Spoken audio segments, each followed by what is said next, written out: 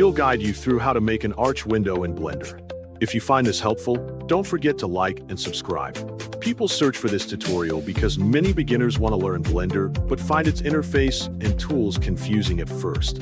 First, click the Blender application to open it on your desktop. Then select the default cube and scale it by pressing S, and choose a direction by pressing Z, X, or Y. Once you have done that, select the cube. Next, apply the scale by pressing Ctrl and A, then choose the scale option. After that, go to Edit mode to begin modifying the mesh. Select all parts of the object by pressing A. Then duplicate the object by pressing Shift and D, move it next to the original, and leave a space between them. Press number 3 to switch to face selection mode, and choose the top faces of both meshes. Press Ctrl and E and choose Bridge Edge Loop to connect them.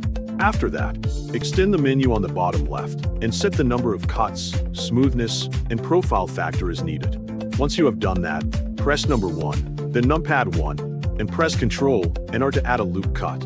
Move it to the bottom so you can form another wall-like structure. Then press number 3 again and select the faces on both sides.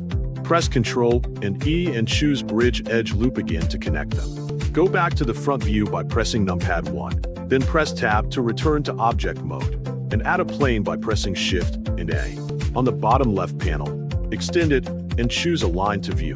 Then scale the plane and place it inside the window opening. After that, subdivide it several times by left-clicking and choosing the Subdivide option. Next, press Z and choose Wireframe View, then align the top vertices with the window line. You can also use Ctrl and R to add more vertices and continue modeling. Once finished, press Z to return to solid view and go to object mode by pressing Tab, then open the shading panel.